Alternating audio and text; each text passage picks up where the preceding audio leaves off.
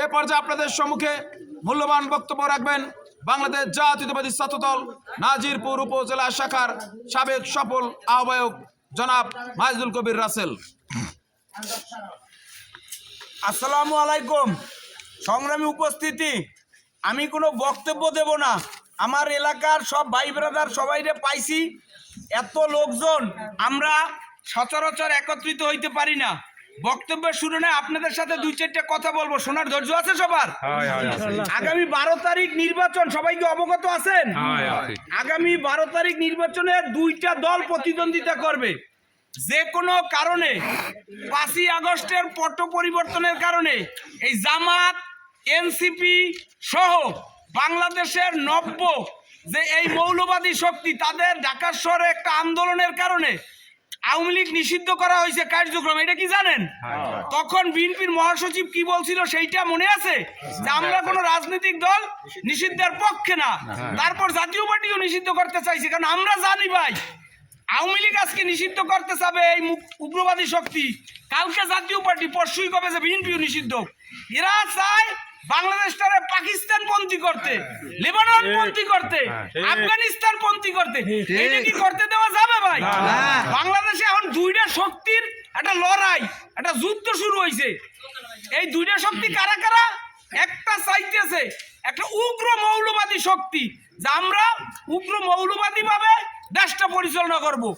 আমাদের বিপক্ষে কথা বলবে, দল সুরকি এগুলো বাজাবে, জারি জ্ঞান করবে, আমাদের সাম্প্রদায়িক সম্পত্তি নষ্ট করবে, আগুন জ্বলাই দে, মব সন্ত্রাস শুরু করে, বাড়িতেই হামলা করে। এগুলো দেখছেন না ভাই?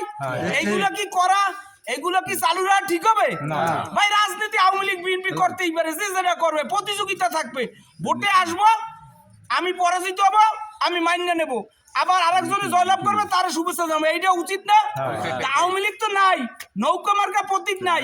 এখন এই যে যুদ্ধটা আইছে, স্বাধীনতার পক্ষে বিপক্ষে একটা উগ্র মৌলবাদী গোষ্ঠীর সাথে যুদ্ধ, এই যুদ্ধে আমাকে কি অংশগ্রহণ করা উচিত না? 12 তারিখ হয়েছে এই যুদ্ধের রেজাল্ট, সবার ভোট কেন্দ্রে যাইতে হবে। যাইয়া আপনি যদি ঘরে বসে থাকেন ভাই, তাইলে কিন্তু ওই মৌলবাদী শক্তি মনে করবে ওইটা তাদের জন্য ডবল ভোট। ওরা চায় হিন্দু ভাই বোনরা ভোট দিতে না যাক, কারণ এরা জানে 71 সালে হিন্দুরা এই ইসলামিক মৌলবাদী শক্তির পক্ষে ছিল।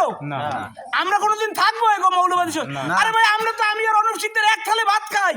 আমরা তো, আমার সব বন্ধু বান্ধব হিন্দু, আমরা লাড়ু খাই। আমার কোরবানিতে কিংবা আমার অনুষ্ঠানে আমার হিন্দু ভাই বোনরা, এই জায়গায় আমার বন্ধু বান্ধব আছে, ওরা যাই আমার বাসায় খায়। এই কালচারটা চলতে দিতে হবে না ভাই?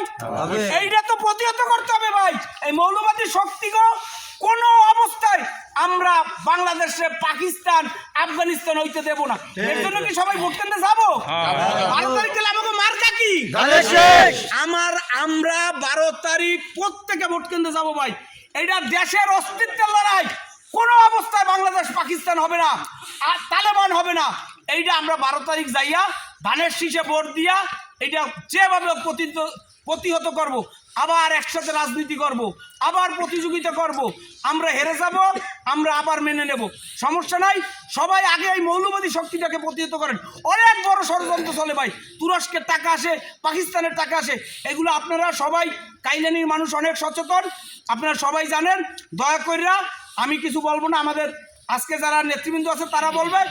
আমার অনুরোধ, 12 তারিখ ভোট কেন্দ্রে যাইয়া আমাদের নেতা অধ্যক্ষ আলমগীর হোসেন রায় আপনাদের কাছে করজোর অনুরোধ, একটা দানের শীষে ভোট দেন।